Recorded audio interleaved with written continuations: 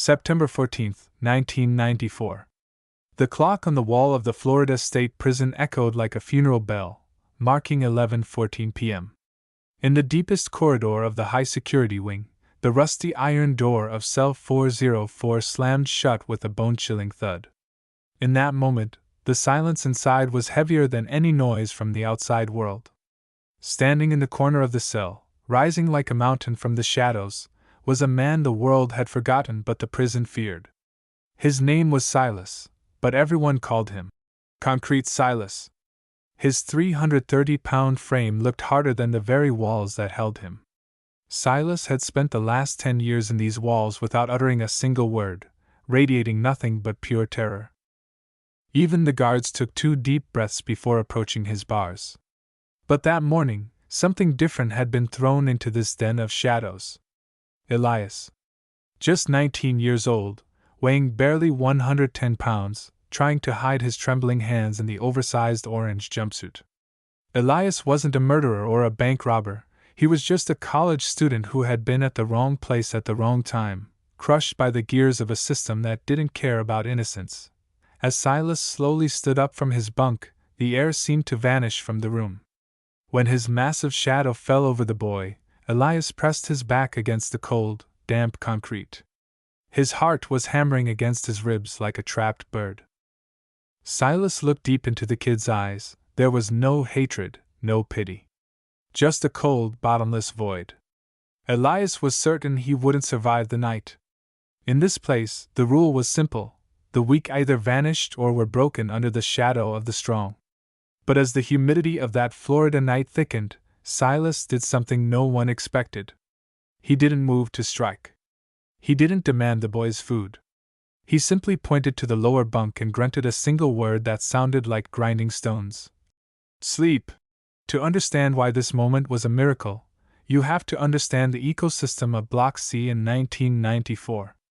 It was a time before high-tech surveillance, a time when the guards stayed in their glass booths and let the wolves decide the hierarchy of the yard. Silas was the alpha, the man who had neutralized 3 hitmen sent by the Aryan Brotherhood without even breaking a sweat. He was a legend of violence. And now, he was sharing his sanctuary with a boy who looked like he would break if the wind blew too hard. By the 3rd day, the whispers started echoing through the mess hall. The other inmates, the predators who had been waiting for Silas to finish the kids so they could take their turn, were getting restless. They didn't understand the bond. They didn't see what Silas saw. On the 5th day, during the afternoon yard time, the tension reached a breaking point.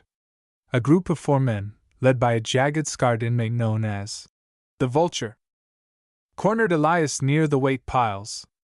The Vulture was a man who thrived on the suffering of the new arrivals. He stepped toward Elias, a sharpened toothbrush hidden in his palm, while the guards conveniently looked the other way. Elias felt the cold sweat running down his spine. He looked around for an exit, but he was surrounded. Just as the Vulture reached out to grab the boy's throat, a shadow eclipsed the sun. Silas had arrived. He didn't run, he walked with the heavy, deliberate pace of a thunderstorm. The Vulture laughed, thinking Silas wanted his share of the sport. But the laugh died in his throat when Silas stepped between them. "Move, Silas," the Vulture hissed, his eyes darting to the guards. "The kid is just a toy. Don't break the rules for a nobody." Silas didn't move. He stood there, a 330-pound wall of scarred flesh and silent fury.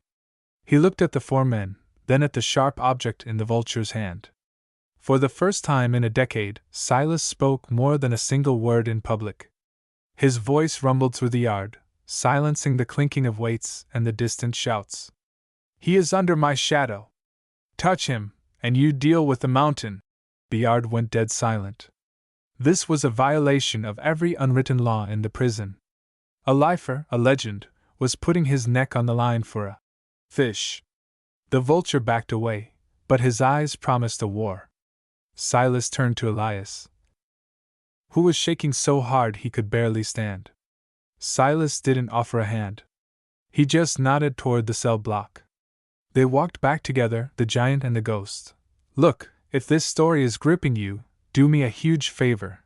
Hit that like button right now. We are bringing these forgotten prison files to life every week, and you don't want to miss the climax of this one. If you haven't subscribed yet, join the inner circle now. Drop a comment below. Why do you think a man like Silas, who has nothing to gain, would risk his life for a stranger? Is it guilt, or is there a secret Elias is carrying? Back in cell 404, the air was different. The truce had been broken. By protecting Elias, Silas had declared war on the most dangerous gangs in Florida State. That night, as the lights flickered and the lights out whistle blew, Silas didn't go to sleep. He sat on the floor, his back against the door, facing the hallway. He knew the vulture wouldn't wait for morning. He knew that by sunrise either he or the boy would be carried out in a black bag. Elias watched him from the bunk, his voice a tiny whisper in the dark. Why? Why are you doing this for me? Silas remained silent for a long time. The only sound was the distant dripping of a leaky pipe. Finally, he turned his head just enough for the moonlight to catch his scarred cheek. You remind me of someone, he whispered. Someone I couldn't save 20 years ago. I'm not failing twice. Just as Elias was about to ask who, the sound of soft footsteps echoed in the corridor. Not the heavy boots of a guard, but the rhythmic, feline steps of someone trying to be invisible. 3 shadows appeared in front of the bars. The smell of cheap tobacco and malice filled the small space. The vulture had brought backup, and they had a key. The lock turned with a sickening click. Silas stood up, his joints popping like gunfire. He pushed Elias into the furthest corner of the cell. Stay down, Silas commanded. The door swung open. The vulture stepped in, followed by 2 men armed with heavy shanks. They didn't come for a talk. They lunged. The small cell became a blurred arena of violence. Silas took the first blow to his shoulder to protect the space where Elias was cowering. He roared, a sound that shook the very foundations of Block C. He grabbed the first attacker by the throat and slammed him into the concrete ceiling with such force that the man went limp instantly. But the vulture was fast. He dove low, driving his blade towards Silas's midsection. Blood hit the floor. Elias screamed. Silas gasped, but he didn't fall. He caught the vulture's wrist, the bones snapping like dry twigs under his grip. But there were still 2 men left, and Silas was bleeding heavily. The mountain was beginning to crumble. The floor of cell 404 was stained a deep, visceral crimson within seconds, a silent testament to the violence that had just erupted in the darkness. Silas staggered for a moment, the breath leaving his lungs as the sharp, searing agony of the wound in his abdomen flared like an open flame. But the pain didn't stop him, it acted as a catalyst, awakening a dormant predator that had been buried under years of silence. The air in the cramped space became thick with the smell of rust and the heavy, ragged breathing of men locked in a struggle where only one side could emerge intact. The vulture, standing back with a predatory grin, was waiting for the inevitable. He expected the mountain to crumble. For Silas to finally hit the concrete and leave the shivering boy to the mercy of the wing. But Silas was no longer just a prisoner, he was a wall of defiance that refused to break. Silas pressed his massive, scarred hand against his side, his fingers disappearing into the fabric of his soaked orange jumpsuit to stem the flow of his life's force. He didn't look at his own wound, his eyes were locked on the 3 shadows in front of him.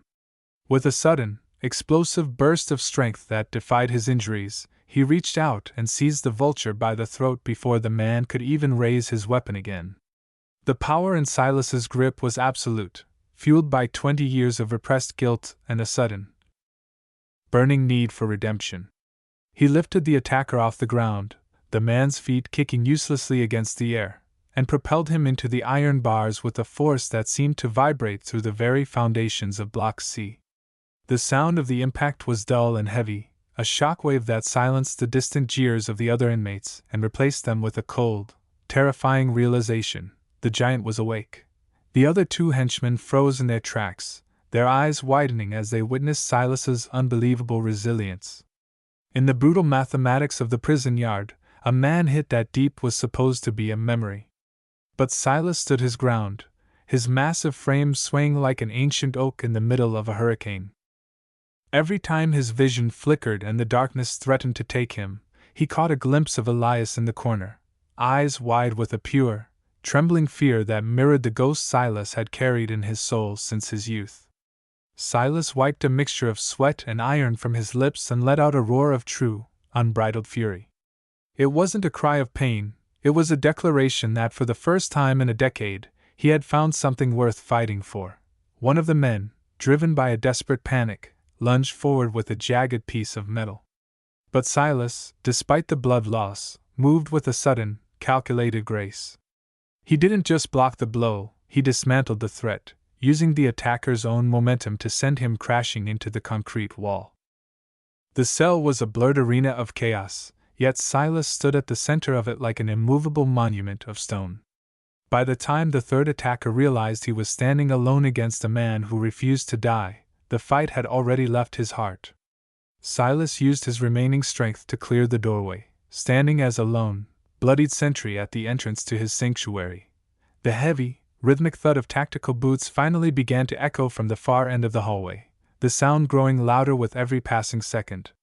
The guards weren't rushing to save a life, they were coming to stabilize a situation that had spiraled out of their control. The head guard stopped at the bars, his heavy flashlight cutting through the gloom and reflecting off the crimson pools on the floor. He stared at Silas, drenched in red, gasping for air, but standing defiantly between the law and the boy. Silas slowly lowered his hands, the adrenaline that had sustained him finally beginning to ebb away. He sank to his knees with a heavy thud, but his gaze remained fixed on the corner where Elias sat huddled. Elias, trembling so hard he could barely stay upright, crawled out from the shadows. He reached Silas just as the big man's strength reached its absolute limit. Elias tried to use his small, pale hands to help, his voice cracking with an emotion he couldn't name. "Why?" Elias whispered, his voice a fragile thread in the heavy silence of the cell. "Why did you risk everything for someone like me? I'm nobody here." Silas smiled, and for the first time in 10 years, the mask of the monster fell away. His face looked peaceful, the bitterness of 1,000 cold nights finally dissolving. "Because," he rasped, his voice sounding like gravel being crushed under a heavy wheel, "some debts can only be paid by standing up when the world expects you to stay down. 20 years ago, I watched a boy just like you get broken because I chose to be a coward. I've been a dead man walking ever since that night. But tonight I finally feel the sun on my face. One of us had to walk out of this hell with their soul intact, Elias. And I made sure it was going to be you." Silas's head slumped forward, his chin resting on his massive chest as the guards finally swarmed the cell. They didn't show much tenderness as they secured the area and called for the medical team, but Elias didn't feel their rough hands. As he was led away toward the infirmary, and eventually toward the harsh lights of the administrative wing, he looked back over his shoulder one last time. He saw Silas, the fallen king of Cell 404, looking like a man who had finally found his freedom while still surrounded by 4 concrete walls. The aftermath of that night changed the very atmosphere of Florida State Prison. Silas survived the surgery, though he spent months in the infirmary fighting infections that would have claimed a lesser man. But he was no longer that concrete monster the yard whispered about in fear. He had become a legend of a different kind, a symbol of an impossible sacrifice. Elias, with the help of a legal team moved by the story of that night and Silas's own secret testimony, saw his case reopened. His innocence was finally recognized by the same system that had tried to bury him. On the day of his release, Elias didn't go straight to the gates. He made one final journey back to the high-security wing. Silas sat on the other side of the thick, reinforced glass, a deep, jagged scar now a permanent map of his bravery across his torso. They didn't need words to bridge the gap between them. Elias placed his hand against the glass, and Silas slowly mirrored the gesture with his own massive palm. The boy walked out into the warm Florida sunshine, breathing air that didn't taste like rust and fear, knowing that every breath he took was a gift from a man the world had tried to forget. "Now, it's your turn to tell us, is it ever truly too late to find redemption, even in the darkest corners of human existence?" Silas spent a decade in silence, but his one act of bravery spoke louder than a lifetime of mistakes. If you were in his shoes, knowing the cost, would you have taken that stand for a stranger? Or is the law of the yard too strong to break?